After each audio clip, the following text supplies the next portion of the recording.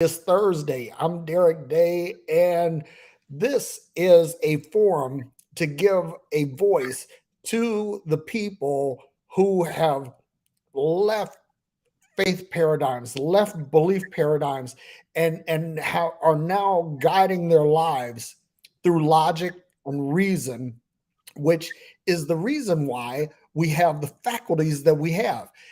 And before I get into my guest, I want to say one quick thing because religion absolutely made sense when we didn't have any science.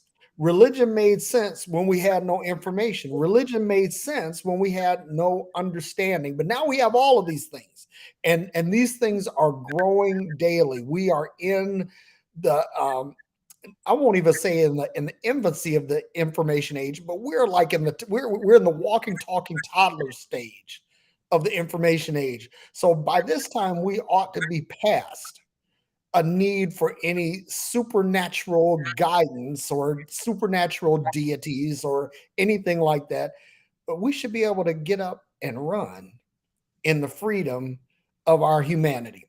And with that being said, my guest tonight is an author, a blogger, a Facebook and social media maven. He is a former bishop, a former apostle, a former pastor, a former theology teacher, and he is none other than Dr. Michael J. Thomas. Doc, it is good to have you here tonight. Glad to be here, my brother. Sure, we'll have a lot to talk about here. A little time we have here, a lot of things to go into, but thank you for inviting me. Oh man, it's my pleasure. I've been watching your stuff for I want to say about a year now, and well, let me say a year in your transformation, because back when I was a pastor and a bishop, I used to watch your stuff for another reason. But now it seems that we've grown past the need for imaginary playmates, Exactly. and we got into the actual. Let me use a Parliament Funkadelic term: the psycho beta disco aqua bio aqua do loop. Mhm. And we getting into the real.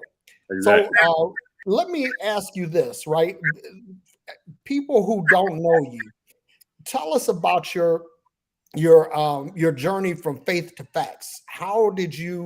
Um, how did you go from being an ordained pastor, a consecrated bishop, an affirmed apostle, into being a leading voice for atheism in the Black community, and not just in the Black community, but in the larger structure of humanity?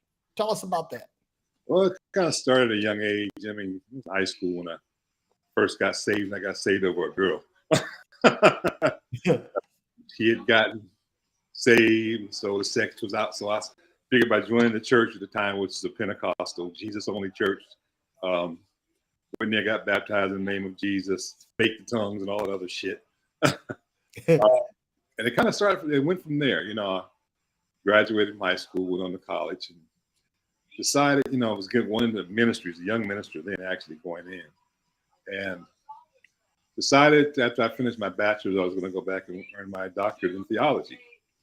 I think for me, that was the best decision I think I made in my entire life. Because instead of teaching me the stuff that you think we should teach, they should have taught, I was all against it. And it's funny. I went to Bradford College in Haverhill, Massachusetts. Schools closed. They closed in 2000. I think that was one of the last classes that graduated from there. But, I always had these questions. Even when I was a child, I questioned everything. You just couldn't tell me anything, and I just ran with it and just believed it.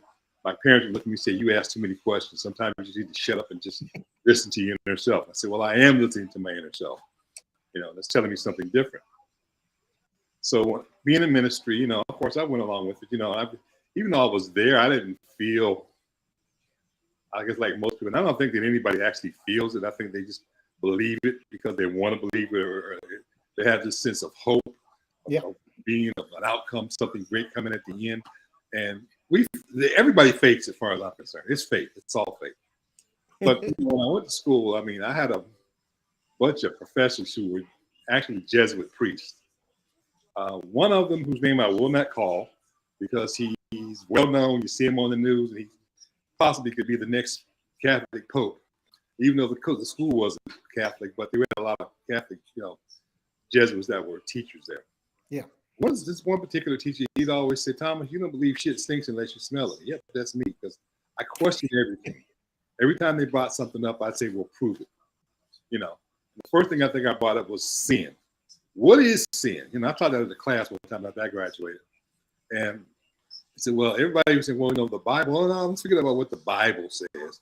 Forget about what your mama, your daddy, your grandma, your great grandma told you. What is sin?" He said, "Well, you really can't answer that without following the scriptures exactly. So we don't know what it is." and went on from there. I mean, I would just question everything. And after I graduated, he called me to the side. He goes, he called me one day. He says, "I watch your Facebook things." He said, "Man," he said, "you don't hardly teach anything that we talk about or what you usually preach about." I said, "No, I don't." I said, "I never really believed it. I questioned it." So I came to the point where I don't believe any of it now. He said, "Well, I got something done. You may be able to do it, you may not want to do it." I said, "Well, what's that?" He said, "Well, I got permission to take you to the Vatican." I'm like, "Dude, why in the hell would I want to go to the Vatican for? I'm not Catholic." He said, "Well," he brought up some things that I said in class. He said, "I wonder how you knew these things without ever seeing this information." He said, "You were right in 99.9% of the things that you questioned, and you had the answer to, and I wonder how in the hell you knew these." Well, what am I going over there for? He said, "Well, you're going to get a chance to go into the Vatican Library." Okay, well, anybody can go to the Vatican Library. So he said, "Yeah, but not the part you're going into. The part that's under lock and key." He said, "You'll sit down, you'll talk with the Pope, and he'll give you permission to go in." He said, "You have 14 days. So I was there for 14 days. I met the Pope, and I had to make a promise, a vow, basically. The Catholic Church is high on vows. So, that you can't disclose anything for at least 15 years. Okay, so you see. Okay, that's cool. The next day, I remember going into the library. I had a guide there who was also a Jesuit priest. And he said, "Anything that you think you want to see, just tell me what it is, and I'll take you to it, or I'll bring it to you." Okay, cool. First thing I wanted to know about was Jesus. Where did Jesus come from? He brought out a bunch of papers. These papers were a couple thousand years old. You know who Flavors Josephus is? One of his articles is in there also too. But basically, to make a long story short, they made up Jesus. Jesus never existed. Now, that's not to say there wasn't somebody walking around doing it. There were a whole bunch of Jesuses walking around during that time period, a whole bunch of them. But they took one and made this person the Son of God. You see where the Council of Nice, what they did, how they created this book, what we now call the Bible, how they put this all together. And it was all based off of folklore. Basically, also it was African folklore, period, where it all came from. The sun, which is the sun in the sky. They made the sun, the bright and morning star, which is what the SUN, all of this stuff. And as I went on and pulled out more information, asked more information, I started reading about, God, what was his name?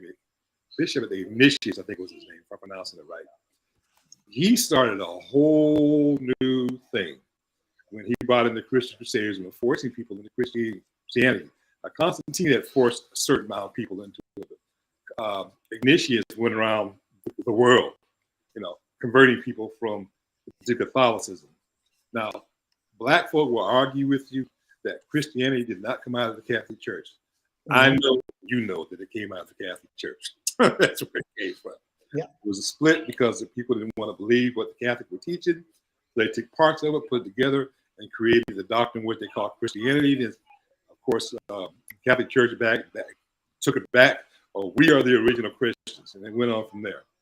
But everything that, if you're a Christian and you're listening, everything that you believe in that Bible is a lie. It was put out there to confuse you. Ignatius was the point. He said, "Though I'm the only person that hears from God. God don't speak to me. It's not God. So you got to do everything I said." So Ignatius would go around and having, they would murder your family if you didn't accept. They would kill your entire family, take them out if you didn't convert. And we go on now. So and we're going to further in history and how it started with Africa with slave trade. You know, slave trade wasn't quite as bad as what they put it out to be. It was bad, but it wasn't as bad as what they think it is, about what we talk about it is. Because most of us were already here in the first place on this land. But when they brought Christianity to Africa and spiritual, that's when it began. And I've been to Nigeria. I've been to Ghana. Mm-hmm. Man, shit that I see with these preachers over there, man. I mean, you see a lot of the videos, I'm sure. But to be there, I've been there, so I understand. I understand exactly what you're saying. This shit is wild, man. I mean, especially the stuff that goes on now. I had a very good friend over there who I went over to. He invited me over. I don't know if you ever heard of TD Joshua. Yep. He passed about a year or so ago. He saw an ad that I had out because I was putting the fellowship together. And some of his people called. I had no idea who he was. And when I looked him up, I was like, wow, this dude's big. He flew over there for 2 weeks. And I brought him into the fellowship. You know, and I will admit one thing about this guy. I've seen some stuff I couldn't explain happen. I mean, there are people from all over the world that came to see this guy for healing. Some stuff I was a little kiddish about because it didn't seem right. But I mean, I saw people there with bones hanging out their arms just get healed. I mean, and I'm going like, okay, how in the hell is this happening? And so we had quite a few meetings. He says, you know, he told me one time, he said, I'll tell you something that Benny Hinn and nobody else would tell you. He said, I can't heal anybody else. People heal themselves, man. He said, I just give them the know-how and the power to do it themselves, put their mind in the right frame of mind, and they heal themselves. He said, man, I couldn't heal a dead, I couldn't bring a dead chicken back to life. You know, he was very honest about it. You know, so all of these things that I've seen, man, in my lifetime and going into ministry, man, I was in the Church of God in Christ for a long time. Man, that was wild, you know, speaking in tongues and. Well, you know, let me stop and ask you or talk to you about. You mentioned Kojic, right? And I was a big fan of Bishop Patterson, Bishop Gilbert E. Patterson. He was one of my heroes when I was a preacher, and I was blessed to have met him once. And anyway, I had heard stories. One thing I know is that Bishop Patterson was trying to reform the Kojic to get women involved in ministry. Right, he was. One thing, and then another thing is that he didn't believe in the literalness of the Bible. Right. That I was told that. I don't know these things firsthand, but I just had to mention that and ask you, had you had any interactions with Bishop Patterson while he was walking the earth? Well, J.O. I met J.O., but G.E. I did have some interactions with. And man, I love that man because I saw what he was trying to. He was definitely trying to reform things, and you know, he didn't get to where he wanted to get to. No, what you call took over out there in California. Now he's out. Now they got this other dude out of Pennsylvania that's now the presiding prelate of Church of God in Christ, and he's very, very, very, very religious. You know. Word would you know who Rance Allen? Rance is a very good man.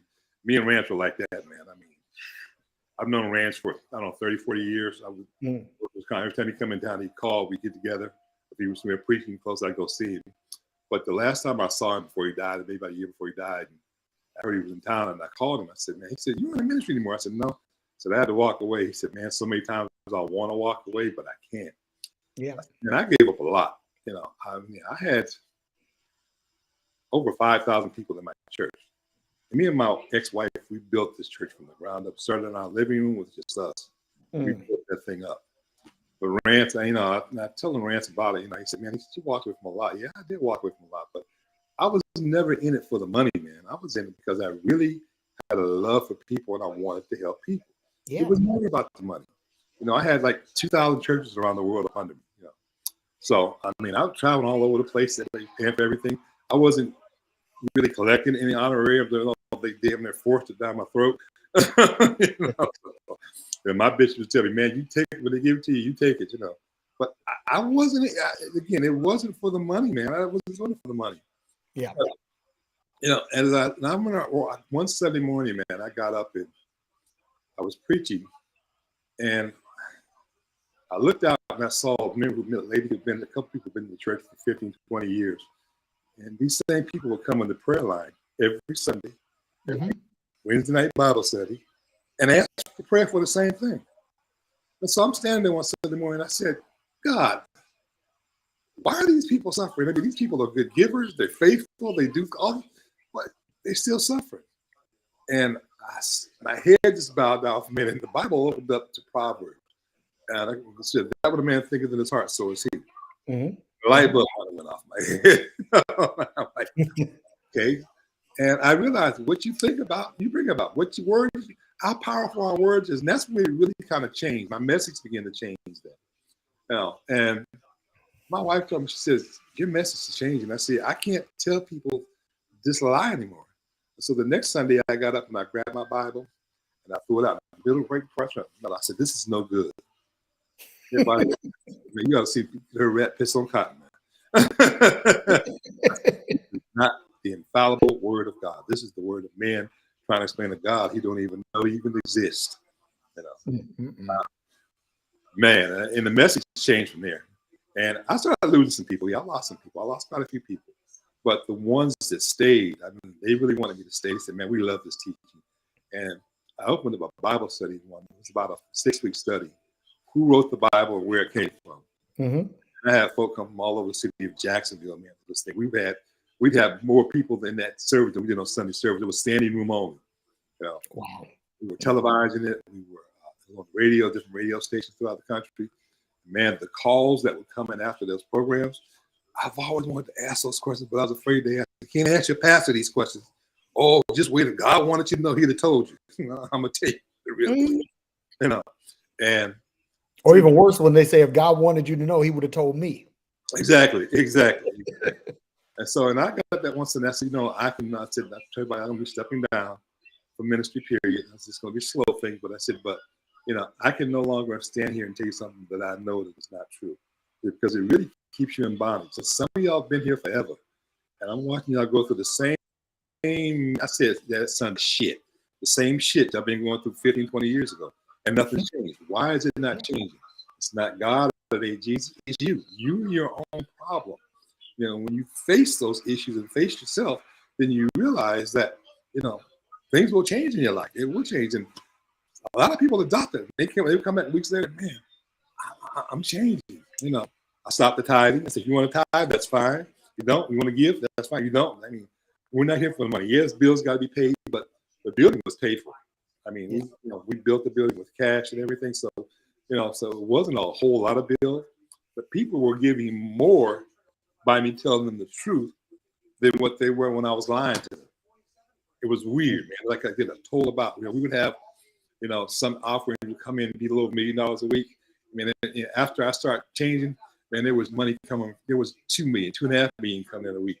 It wasn't coming in just for the church. There's people from the broadcasting area. It was amazing, man. You know. So when I closed the ministry, finally I closed the doors. I tried to give it to another minister, but he was gung ho about the money. So I went and just pulled the plug, period. And I donated that money to my bishop, his ministry, and other ministries that were trying to do the wrong thing. I chose very carefully the ministries that I gave it to. Mm-hmm. You know? And it's like there was a year or two later, man, I started seeing all of these other ministries popping up all over the place that were doing a lot of teaching that I was doing, you know. And a lot of them say, well, it's kind of like the Reverend Ike teachings. In a sense, yeah, because, you know, I used to call Reverend Ike nothing but a user, but the man was right in a lot of stuff that he said. Yeah. You know, yeah, he was. That we talked about in the comment dog, oh, he's a money hungry, but man, you know, his protege, what's his name? Bishop Jordan. Jordan, who's his protege, is out there now. He's in New York. And Bishop Jordan, he's doing very, very well. He doesn't have a lot of members. He's probably got maybe 250 members. But, you know, he has well over $1.5 million coming in a week. You know what? Because he helped his people establish businesses, buy real estate. They make the money, so they give it. You know, here we are in the black community. You know, the preacher taking care of the preacher. Ain't nobody else got shit. You know, you got to go to church. You know, you go back to the project, go get beans for dinner. Preacher eating steaks. You know, he driving his Rolls Royce. You know, and I'm watching all this stuff over the years. I mean, okay, how do these people do this?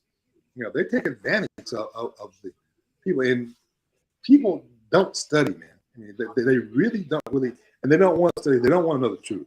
I mean, we're so bound and by tradition and doctrine that when we hear something different, man, we want to fight.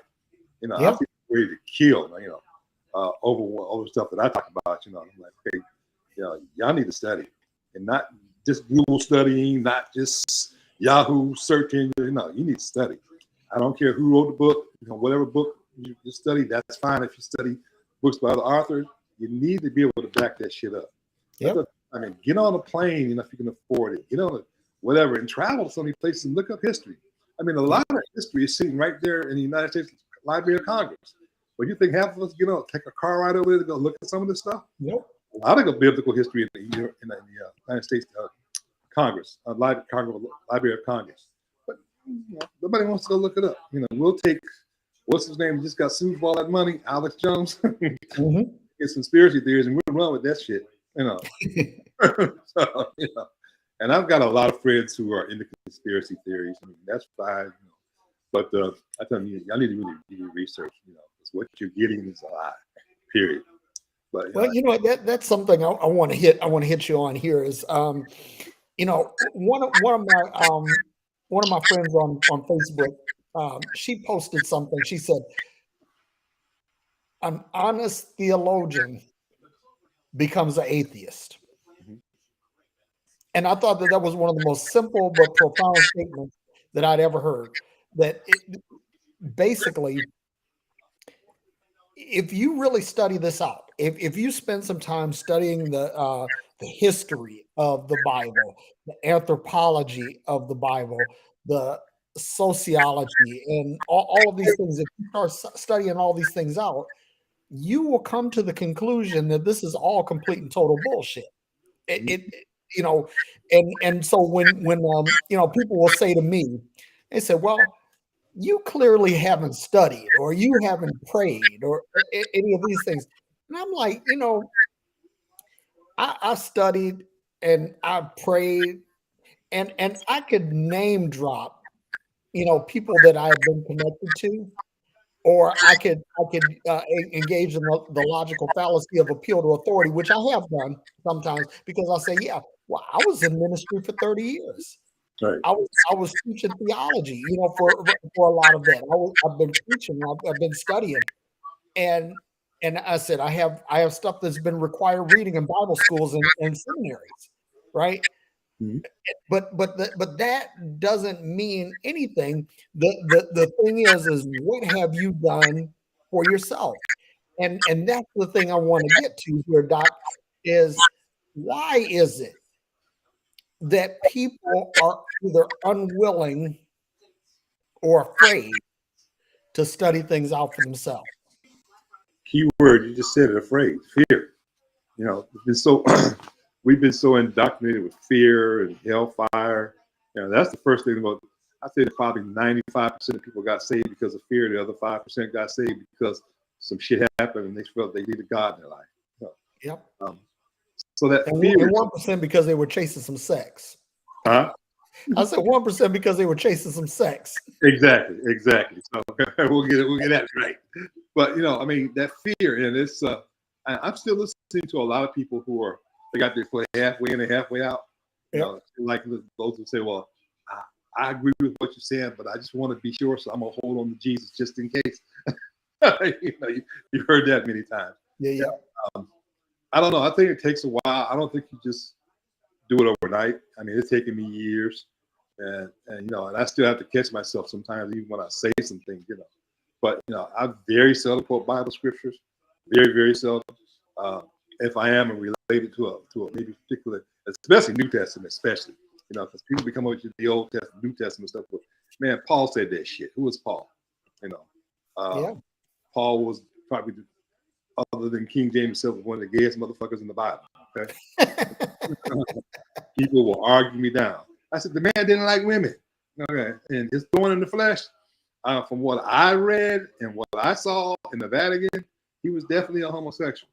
Okay, he was dealing with, and that was his thorn in the flesh. He could not get over his sexuality. He loved men. He hated women. That's why he talks about women so harshly in all of his writings when he writes his stuff. I will say that Paul was probably the only person that I found that has a possibility of being a real person. I can't find anybody else name is real. And there are a lot of letters there that I did read that were supposedly written from Paul. I can't say 100% that they were, but and there is a grave there that bears Paul's name on it. Mm-hmm. I mean, I haven't walked to the Vatican. How do we know that it's Paul's body? Has anybody dug it up and done any DNA testing? No, it's been there. You know, we just believe that it's Paul. Okay, all right. You know, and I go to some of the writings. Somebody wrote that stuff, but it was written thousands of years ago, no doubt. But whether it was contributed to Paul or whoever, of course, we know the first 4 books of the Bible were not written by the 4th books of the New Testament, not written by the people whose names they bear. You know, and that's another story. Well, you know what? This is something I had beef with Paul when I discovered this, because you, Dr. Michael J. Thomas, you've been preaching for a long time. You had quote unquote spiritual sons and daughters, and I'm sure that these people are still quoting things that you taught them to this day. Oh yeah, right. Definitely. I have the same thing. There are people who I've been a mentor to that they still quote me to this day. Paul never quotes Jesus directly, only paraphrases him once. Exactly. And so at that point, I said, okay, there's something that's not right here, because none of Paul's writing. See, here's the thing about the Gospels. You could talk about harmony in the Gospels, and you could talk about tension in the Gospels, but you can align, play connect the dots with certain themes, right? Yeah, correct. But what you can't do with Paul's writing, there are no dots to connect back to anything in the Gospels. Right. And this is ostensibly supposed to be the further extension of the gospel message. And I think Paul was kind of a thief. He was a guy that saw what was going on, said if you can't beat him, join him. Yep. And he co-opted the movement for himself, for his own base gain. He did. That's why I feel the exact same way, because I mean, his whole story. I mean, he's walking down this road, Damascus, and all of a sudden he's blinded and Okay, this shit don't make no sense whatsoever. You know, you're blind, but you're led to this particular person's door, and you receive your sight back, and you go on. Okay. If Jesus didn't exist in the first place, how you gonna hear Jesus' voice in the first place? So what did he hear? You know, if he actually did hear something, or did he decide to just take on what he had been hearing, added to it, made up his own stories? So all these letters he wrote to these different churches throughout, and that's all they were. Epistles, nothing but letters. That's why people think those the Bible. Those were epistles. Those were letters. Yeah, we just reading somebody else's mail. Exactly. And I said, and I used to said back then, I said, you know what? Basically, Paul, these churches would write Paul, hey, because Paul's an apostle, we have this issue going on there, and Paul would write back, and he would give you his analogy and give you what he thinks should be done. That's why the women be silent in church, and they wrote to the women were acting up, acting stupid. Oh, women should be silent in church and ask their husband home. Yeah, it had nothing to do with preaching. That had nothing to do with it. Just there was so much shit going on, so much mess. So he's telling them to shut up and sit their asses down. Basically, what it was saying. Of course, the church took it. Oh, women can't preach. Women can't do this. Women can't do that. Mary Magdalene. That just popped off my mind.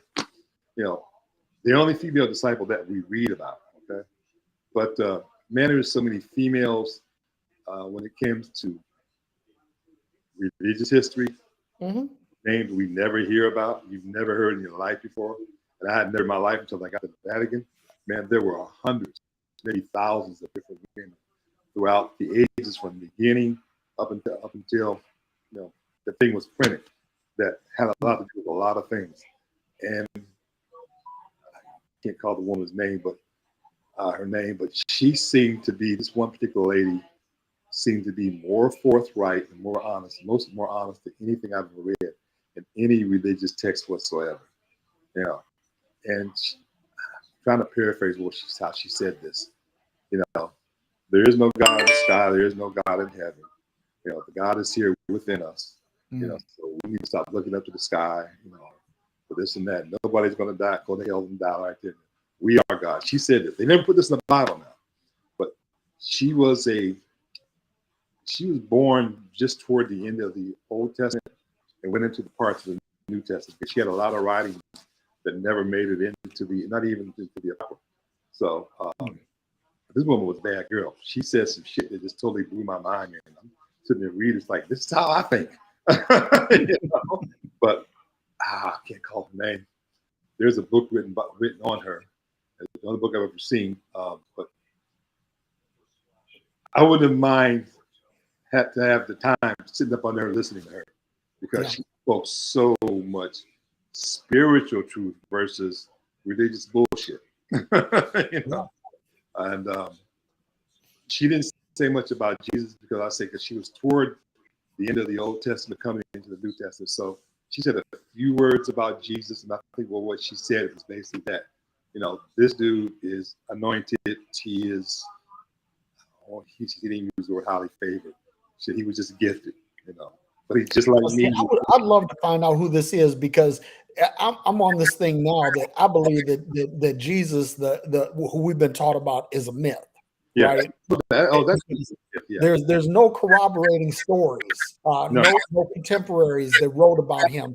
Whereas in the first century, the early first century, there were a lot of things written about a lot of people. And somebody said, well, we know more about Jesus than we know about Julius Caesar. And I'm like, no, that's bullshit. I said, we know about when Caesar crossed the Rubicon. We have the receipts for his provisioning. Right. And not only that, we have inventories of his weapons. We have records of his soldiers, and we have knowledge of where he's buried. We can dig Julius Caesar up. Yep. You can't. And there's nobody in the Bible and the biblical that I can think of other than seeing it. I saw the grave of Paul when I was there, supposedly Paul. But you can't find any burial sites of anybody in the Old Testament. God buried Moses. Why would God bury Moses? Okay, that is a total myth. Yeah. I'm okay. Why would God bury Moses' body and hide it? Right. But then you go into New Testament and you start talking about on the mount when Jesus was supposed to be figured in there. That was Moses and Elijah standing there. So that means Moses is not dead, still alive. but then the Bible says there's blessed to enter heaven. So it doesn't make everything is contradicting itself now. You're right. Yeah, we can know. I posted something a couple of weeks ago. I said we can go into Egypt. We can find all of these bones and artifacts from the pharaohs and stuff like this. You can't find Moses' body. You can't find David's body. Oh man! Not only that, like the Egyptians were meticulous about record keeping. You can find receipts that were the business transactions between people exchanging cattle for grain. Right. And there's a lot of that. But there is absolutely zero evidence of any Hebrews ever having been in Egypt. Right. I'm like, okay, y'all explain this to me, because if the Exodus had to have been a big event, the plagues on Egypt, the hardening of Pharaoh's heart, all of that should have been documented, because the Egyptians were very meticulous about record keeping. And yet you don't find any of that. Nowhere. There's nowhere. And you know something, in the area that supposedly that the children of Israel walked around 40 years in the wilderness, that area they had a map. It's only like 2 miles. You tell me they walked around 2 mile track for 40 years. No, that shit don't make no sense. God needs to fix his GPS. Yeah, exactly. And they were already supposedly we're already here. I'm like, wow, okay. None of it makes any sense. But say when you're indoctrinated and you're taught this stuff basically from a child up, of course, it starts off with Sunday school, of course. My parents weren't dead diehard Christians. My father hardly ever went to church. He'd go on a certain holiday. My mom, same way, but they made us go to Sunday school. My grandmother. So we learned all the golden rules and all the stories, the indoctrination part, But you never think about that you're being indoctrinated at young ages, You think, and you never question those, because those people are older than us. They've been around a long. They know for sure. They know that God is real. They know that Jesus is real. They've been around, so you never question that shit, But when I started questioning it, man, oh man, I got feedback and smacked and beat sometimes for asking simple questions. And you go to the pastor, God wanted you to know He the shit. Man, you got to come up with a better story than that. It doesn't make any sense. You know, Oh, it's like when people say God told me, I said I ain't get that fucking memo. exactly. You know, and then I go through all these different conferences. You know, where Eddie Long, T.J. Jackson. Man, I watched some of the shit these dudes did. Man, I was like, especially Eddie Long. I knew Eddie Long was fucking little boys way before he got out the news to the conference. I watched him pat a couple in the ass, and I'm like, whoa, whoa, whoa, whoa, whoa, whoa, whoa, whoa. Somebody whispered in my ear, said, yeah, you know, he's screwing the little boys. I'm like, okay. And Wow. now, I'm here in Atlanta. It's funny because God took over his church right there. I came up here, actually, I preached at Eddie Long's church one Sunday. Man, I tell you, after services, man, I mean, the way he talks, he don't talk like he did when he was on TV. He talked like me and you, you know. He's so holier than thou, you know. And then when the front stuff started coming out, you know, came out. I remember he got on television that Sunday. He who was out seeing cast the first stone. Man, please, I'll knock the shit out you, man. These people, they get up, and these pastors, they get up and they play church. They play like so holier than thou, you know, that they want to be righteous and this and that and that. And the people are falling for it, man. I mean, since I've gotten here to Atlanta, and before I got to Atlanta, man, because my son's is a minister here, and he's trying his best to move away from the religious part of it and more into the mindset, into the spirituality of it. And man, some of these people that I see that have come into a church I watched a lot on Sunday, man, I'm like, man, where that fake? Where you find that fake ass motherfucker at? Yep. All their pop sign cars and, you know, financial blessings like that. No. Let me hit you on that, because this is something that really bothered me, right? And this was sort of like toward the end of Christianity for me, because like me personally, I have a great life. Right. I drive the kind of cars that I like. I live in the house that I like. You know, I have a great career, got a beautiful wife, got handsome sons. My life is golden, right? Now, here's the funny thing is that my life post Christianity. Now, I've been openly atheist for 2 years, right? And in the last 2 years, everything about my life is better than it ever was in Christianity. And so this is the thing. This is what I want to get to, right? And I'm gonna kick it back to you, is that if God is God, and God can do what people say God can do, then that means every Christian should be balling out of control. Yeah. Because what would make a better evangelical tool than for your people to be doing good?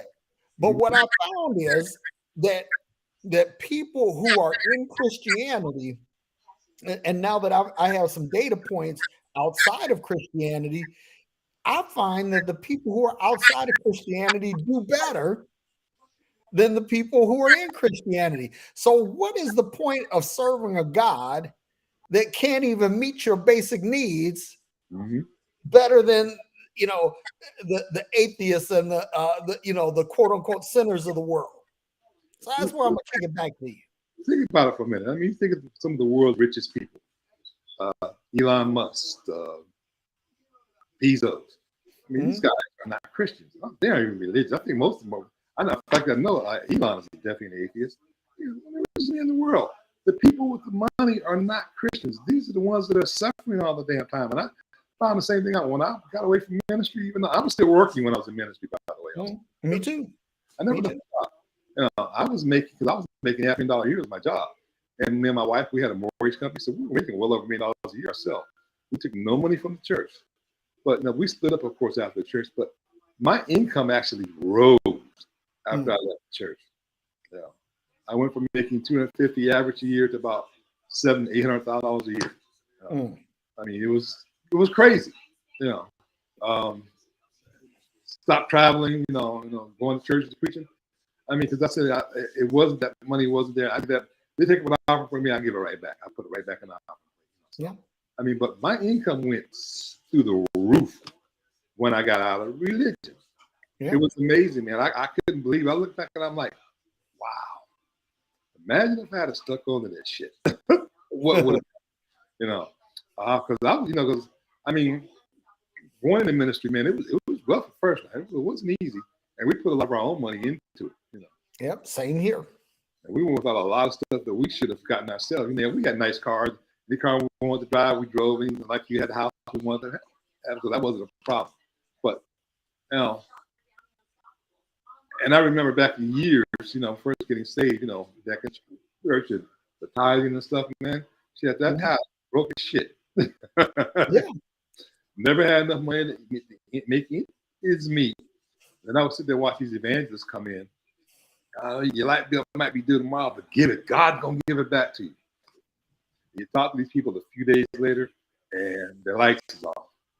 Car got repossessed. They gave you keep that house, but you gave $300 to this lying ass so-called prophet. He prophesied this lie to you that God's gonna give you $5,000 if you give 100. You know, give 5. They don't get shit. Yeah, that was hiccups. That was a big issue for me. That's one of the things I started noticing. I had this one particular evangelist. He's called himself a prophet. Now, look, hold on for a second, please. Excuse me. The boy was good. He can prophesy you out your drawers, okay? He was Caucasian. He was raised by a black man, a pimp. He's from Ohio. But you listen to this dude, you never, you know, if you saw him, you look, he was kind of funny, you know. You knew he was Caucasian, but he sounded black.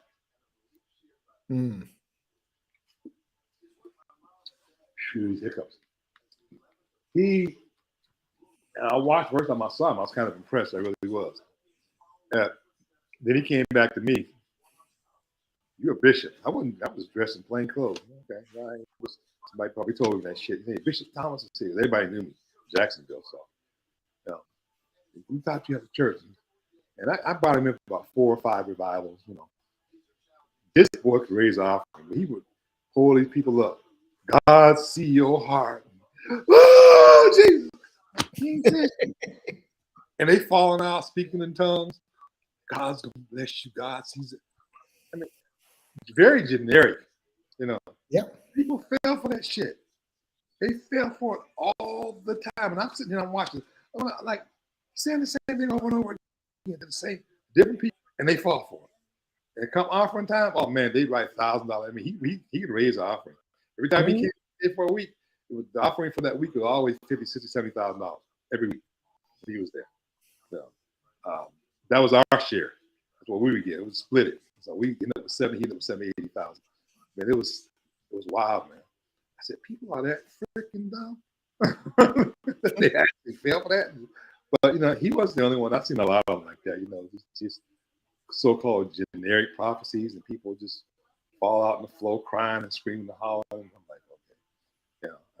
And I see a lot of it in Atlanta. Oh man, that's this kind of the worst place, you know. And you know, my daughter's son is transitioning from female to male, and it's a lot of men. That's what the ministry basically consists of LGBT.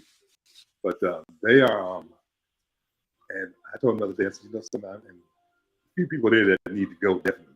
You know, I watch them on Sundays, you know, and I'm like, okay, this one need to go, that one need to go, but that one's too damn religious. Someone want to get them there screaming, holler, grab the mic just to be seen and sound like they're anointed and ain't shit. But that one right there, you can sit that one down. Leave for the shit. You come to find out the particular person's, you know, sending news to everybody, pictures of his dick and everything else to everybody. And wow. Everybody's inbox in bed trying to sleep with this person and this. Like, I knew something was wrong with that. I said, you know, so even though I'm not in the church, I said, you know, from my years, I see a lot. Like I said, look at the church, look at ministry on television and tell you what's going on there. So I'm kind of here to help you clean that mess up. So I don't want to see him do what I wasn't quite, what I could have did if I was stuck in, but I did.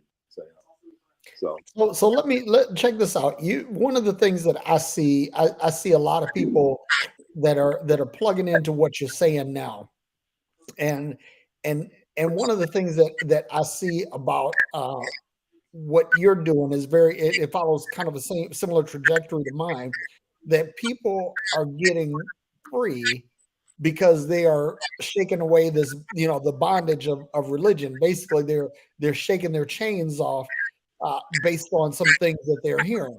So Right. I want you to tell me about how some of the people who you have talked to and share some of the results that you've gotten from helping people get free from Christianity. Man, I've got so many. I had thousands of pastors, bishops, apostles up under me. After I walked away, some of them were really kind of speechless at first. And I won't say there's not a week passes by that I don't hear from 4 or 5 of them who are walking away from ministry, doing the same thing. So, man, you were right. I can't do this anymore. My first 3 or 4 bishops, I think one of them is still there. The other 4 have basically walked away from religion completely. And the one that's still there, he's changing his focus from Christian teaching to more of a spiritual teaching to understanding himself. See him online every now and then. You won't hear him mention Jesus. You don't really hear him mention God. So it's affected a lot of people. I see mostly for the good because, a lot of them tell me the same thing that I went through. Things have changed for the better for their lives. They got out of it now. You pastor, man, the hell we went through.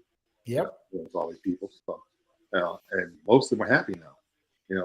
Most of them have gotten in the divorce, or separating because ministry tore the marriage apart. It tore my marriage apart when I walked away. She couldn't understand that. She understands now, but it did. But I get a lot of positive response. I get a lot of inboxes, a lot of phone calls from former pastors that I dealt with, man. They're like, man, when I first wrote my first book, it was called Deprogramming the Church. I was kind of a little, I think I was a little soft in what I was saying because I didn't really want to hurt people's feelings. So I was kind of kept this. But people were calling me, like, man, you gonna make me lose my members in my church. I ain't pay for my car and my house. I'm like, well, so be it, But I said that was kind of softish. And then I revised the book and I changed the name of the book and revised it and rewrote it. And man, I just came out there. I was all in. I was in. This is it. This is it. It's all a lie. It's all a bunch of bullshit. Period. This and that. But I wanted people to think for themselves. I said, if you're reading the Bible, you need to know where it came from. I said, there are some things in the Bible that are true. Yes, there. Not a lot, but there are a few things that are true. When people say, well, there are some true things in the Bible, I say, well, my grandfather used to say a broken clock was right twice a day. Yeah, exactly. It wasn't qualified to teach you time. Exactly. You just got to decipher what is, Right. I said, most of it is made up stories, allegories, made up stories, So, Old Testament, you can't, and I said, I said earlier, you can't find anybody in the Old Testament's body. No. So, was it 2 or 3 that were supposedly resurrected into heaven? Everybody else, nobody knew where in the hell they buried it. But I can go with, and I've been to Egypt quite a few times also too. Now, I went to the tombs over there, man. It was wild. Like, we got all of this stuff here, but we're at a bit of that. And for the tour guide that was with, and I was in Egypt. I said, well, where are the children of Israel? He said, oh, he tour guide told me. He said, man, that's the biggest lie. He said, we were never in bondage. Like, we were in bondage, but not like that. We walk around, and he said, man, nobody named Moses came to help us. That's all a fable. It's a lie. Wow. Hear them say it. So, and it's you ever been to Egypt before? Yeah. Yeah, it's a beautiful place. It really is, but there's so much history there, man. The whole Middle East is amazing. It is. I've been to Iraq. I've been to Saudi Arabia. I've been to Bahrain. Been to Kuwait. Good. I've been to Dubai before it was Dubai. Somalia and Kenya, Uganda. I've been all over there, and there's so much. To your point, there's so much history, and if you really kind of go through it not as a tourist, but if you go through it with an anthropological mindset.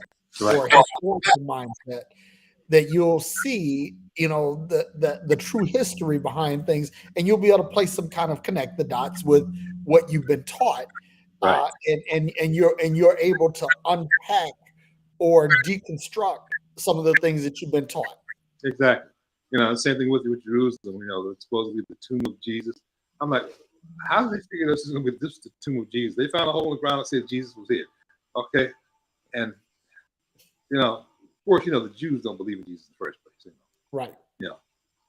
Except it was the Messianic Jews, I think it are, that kind of accepted Yeah. Jews, Jesus, whatever they call themselves. Yeah, but it's like Israel knows that there's big money in Jesus, so they're more than happy to prop the lie up. Exactly, and I said, I had one of the elders tell me, he said, "Man, this ain't nothing but a tourist attraction. That's all it is." He said, "They don't know who was in that damn hole." They said they found a hole in the ground. They said, "Oh, this is where Jesus was supposedly close to the mountain where he died at." Well, he says, "That's why we don't believe in Jesus." I said, "I understand." He said, "We don't know who was in that damn hole."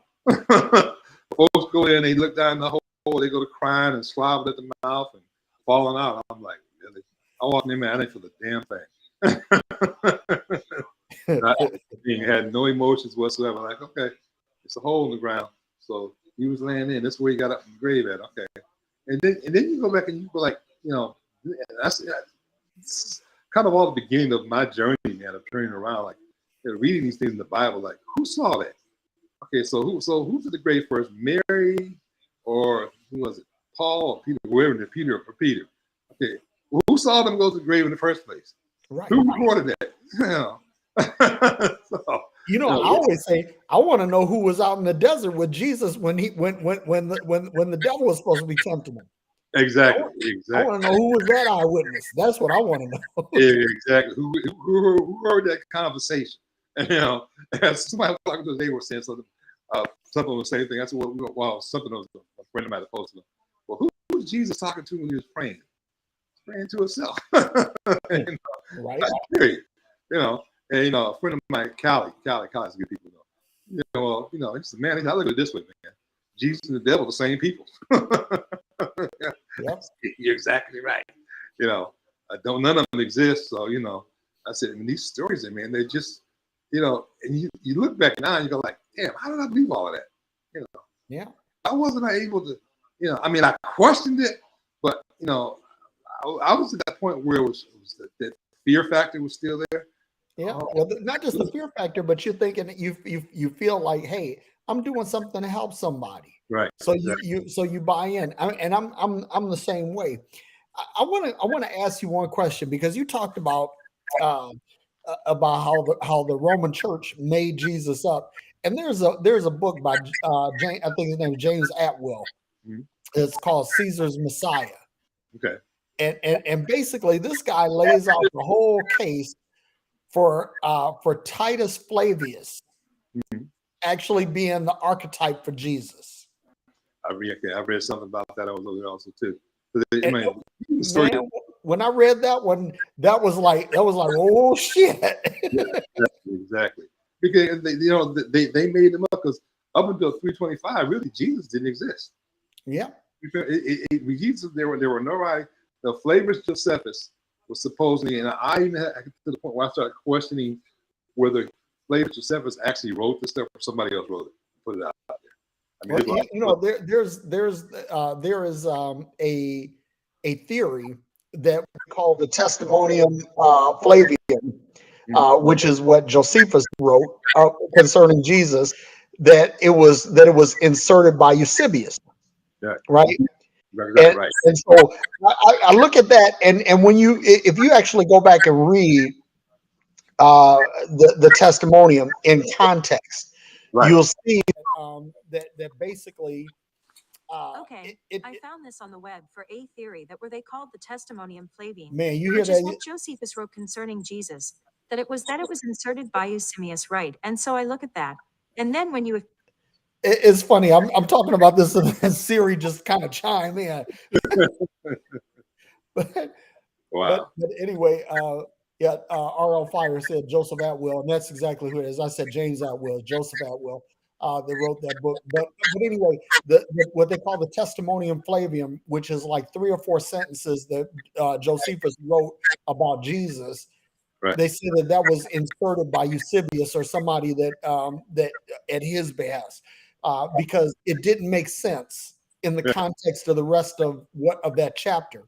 And the other thing too is that Josephus was born roughly around the time that Jesus died. Right. So that means he couldn't have given a contemporary account. Well, according to his words, he says, "I hear." You know, he makes that very plain. You know, that there was a man named Jesus, and he was doing all these miracles and this and that. And that didn't like him, and they killed him. And his disciples said that he rose from the dead. Right. You know? So he was definitely not an eyewitness. He's referring to something that he heard that was handed down to him. Yep. So so his writings actually. And there's another book that I read years ago, and I can't remember the name of that doggone book. It had a lot about Josephus. Was actually he was a Jewish historical writing, but of course, being a historian, you go by stuff that you hear and you write what you hear. So everything that he wrote basically was told to him. Here's the funny thing about Josephus. Josephus is actually like a traitor to the Jews, right? Because he was a Jewish historian and a Jewish general that had been captured by Titus Flavius's father, right? And so he was adopted into the Flavian family, which is why he has the Roman name or the romanticized name of Flavius Josephus, but that's not his Hebrew name. Right. But he was patronized by the Flavian dynasty and made part of that family. So basically anything that he said about the Jews or his own people was basically to benefit the Romans. And I always think about, that basically Flavius Josephus was like the Herschel Walker of his day. Yeah, exactly. So he's a little bit smart. I think he's a little bit smarter than Herschel Walker. Yeah, he was definitely smarter, but the same agenda. Yeah, exactly. Definitely. Okay. Well, brother, something I'm gonna have to actually get off here. I got medication. I'm a walking medicine cabinet, man. I got certain times I gotta take certain medicines. Understand, man. But we definitely have to do this again, man. Any subject you want to talk about, bring some more people on. Let's have a powwow, man. Yeah, man. I would love that. But I thank you for taking the time out to talk to me today and talk to the folks out here. And I'm gonna go out here and let you go. I'm gonna go through the comments and read through those, and you're welcome to watch and answer any comments that you want, or if you want to stay around long enough to go through the comments. It ain't a bunch of them, but there's one guy that wrote a really long post here. I mean, he said, God is easy to prove. Math is a language, science is a process, nature is the datum of truth. Your mind is the seat of your observer. Nature plus mind equals the superset of nature or mind, a transcendent property, a grouping and blending of multiple components to make a greater whole. The superset is a sliver of something greater. Summing all of the fragments yields a spanning consciousness. Nature is the rudder of the mind, and myth and poetry are the winds and the sails of each of us. A little sphere shines bright. The community shares the light, or a holon for external use. Internally, for me, God is defined as everything natural, at least, or everything natural and then some. This allows for spectral properties like truth and then love, objective, then subjective, science, then the myth, nature, then dreams, prose, then poetry, denotation, then connotation, what is, then what ought to be. The point is, water-based life is objectively, absolutely, with complete certainty is good. Nature is the objective basis, foundation, datum of truth. Lying is bad. This is one of the end, or this is one end of the is ought problem. And brother, hold on, I'm gonna get his name right. David A. Pandeist. And I just want to thank you for that word salad. Definitely. Said there's a lot of words that didn't really say much. But do you want to comment on that? I think he makes some valid points there. I mean, that's when it comes to nature. You know, Yeah. But then again, what is nature? I mean, that's the question. What we call nature and what actually is nature it could be subjective. Depending on how you look at it. I see nature as more or less. I have to use the word spirituality because nature works on its own. We don't have to do anything. We don't have to make the trees grow. I mean, it rains, the rain falls down, it makes the grass grow, and everything is whatever creative source that put all of this together. Whether it's an alien force or whatever. I mean, it had to know what it was doing because everything just falls right into plan. Everything works in conjunction with everything. I mean, I'm kind of leaning to the point point that we came from another planet some damn way. I'm really starting to go that way because it's just miraculous of how things happen, how things are. I look at our bodies, and I'm going through a lot of medical issues right now, but I did a lot of that shit to myself, smoking, and that goddamn fried chicken on Sundays. Preachers love fried chicken. Yep, exactly. So I'm paying for it now. But I also realize is that we have the ability to heal ourselves, but your mind has to be in the right place. And I know that now I got so much going on that I really need to sit down and just really focus and meditate a little bit more, to make things a little bit better. I mean, I had open heart surgery in 2019. I'm on dialysis now, and that's why I get up here and get hooked up here. But it's I don't know. What he said, I mean, it makes a lot of sense, but I mean, it takes I like nature then being prose then poetry, designation then connotation. What is kind of the way he's worded this thing here is kind of Yeah, it's a little challenging. yeah. Yeah, it is. I'm gonna look at this again the next time we'll talk about that. Okay. But yeah, man, we're definitely going to come back together, and I want to have you back on again because this was a great conversation. All right, brother.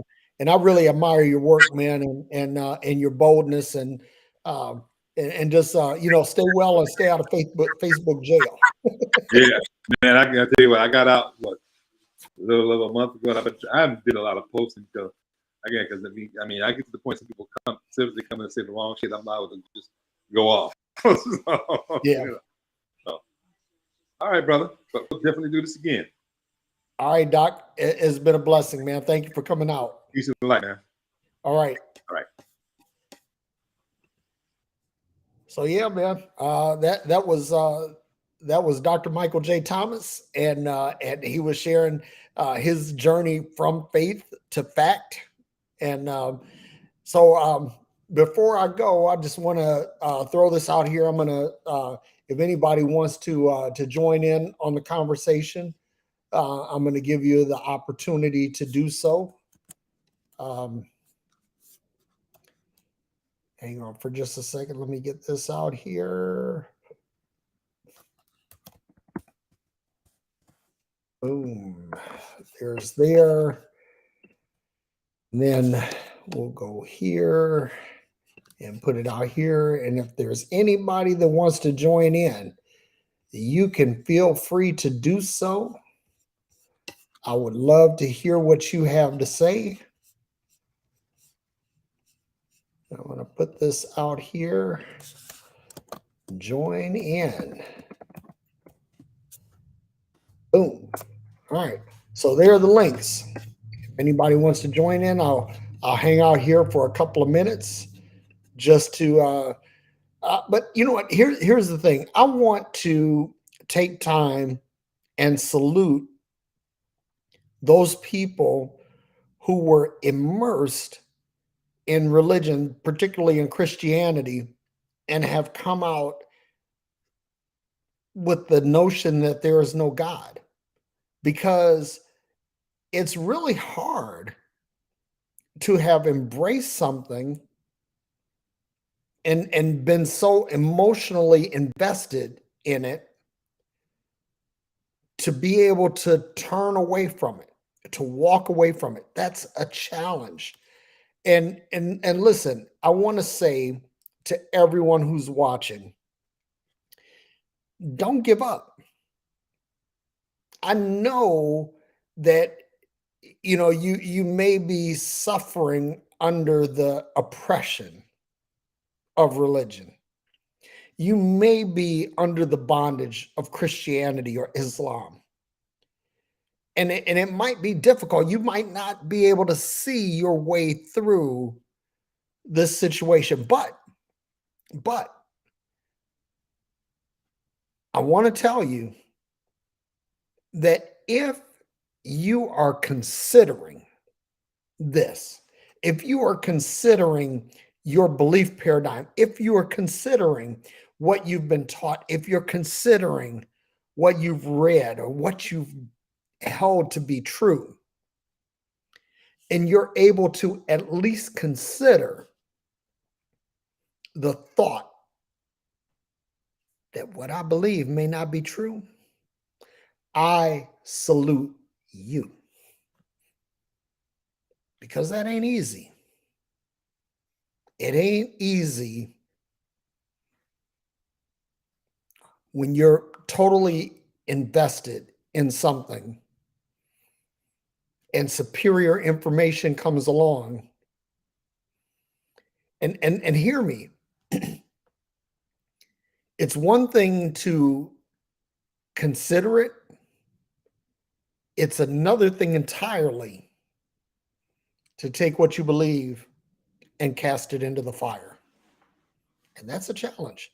So for everyone that does that, everyone that successfully separates themselves, wedges themselves away from Christianity or other faith paradigms to come into the realm of logic and reason, into the realm of information transformed into data, transformed into knowledge, transformed into understanding, transformed into wisdom.